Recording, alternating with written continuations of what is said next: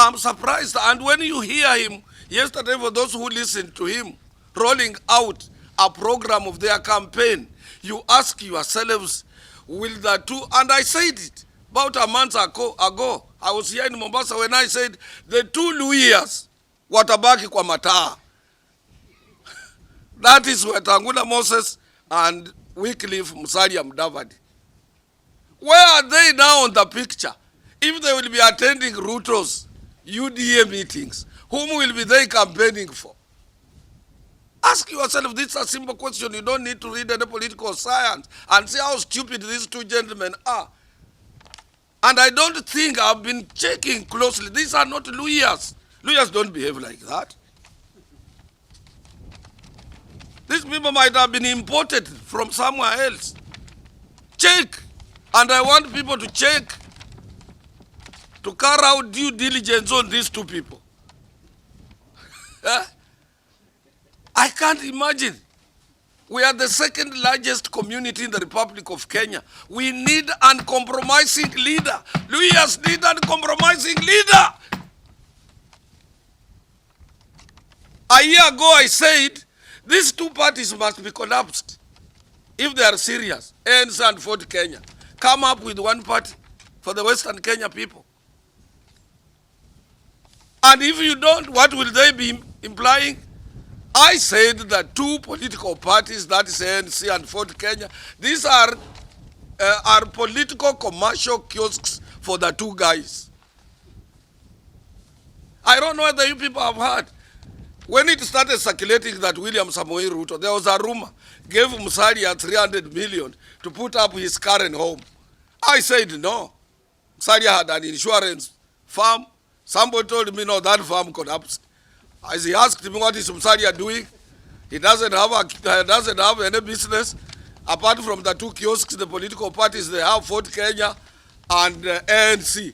Yesterday, it was evident that his current home was put up by William Samoei Ruto.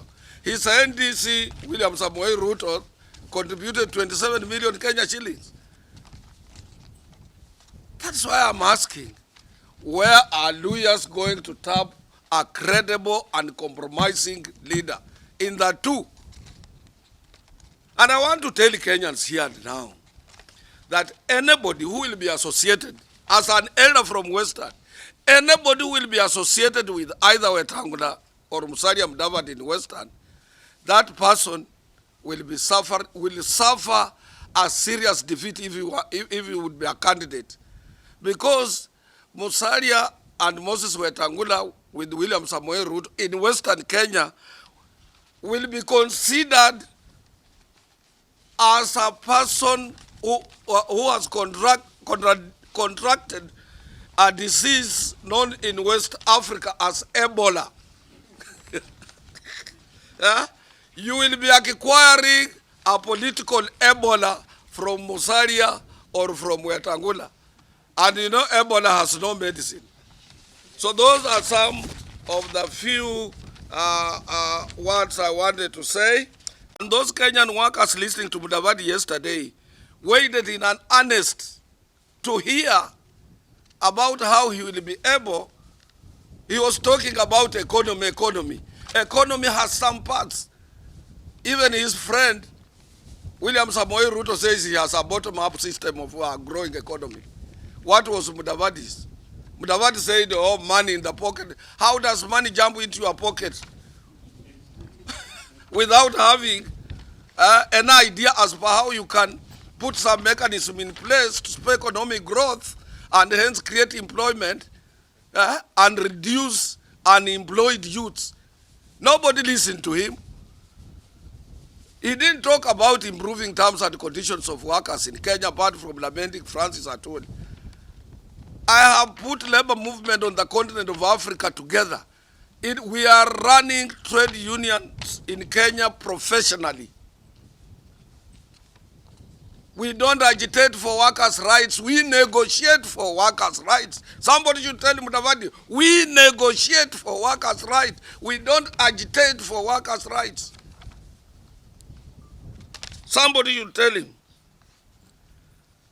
It is sad that even as a presidential candidate, Mudavadi still continues fighting small wars. He needs to grow beyond those small wars that he's fighting if he's to be taken seriously as a presidential candidate. Much disturbing is the fact that Mudavadi is so naive that he doesn't seem to understand how the labor movement in Kenya works. He has never been told that the Secretary General of Court is not the Minister for Labor or the Minister for Treasury, who can be, and he blames me for the performance of the two ministries of Finance and Labor as if I was in charge. Our labor movement, he should be able to know that is free and independent. We are not a department of any ministry within the government. Unfortunately, he's not an economist. He did a course in land survey. As a land surveyor, he cannot be able to know or differentiate between issues related to terms and conditions of service of workers as related to data based on cost of living, erosion in purchasing power, inflation rate, and consumer price index. Those are mirage in his ears, because what he sees in his eyes are beacons of land and what he's supposed to do when he's doing survey.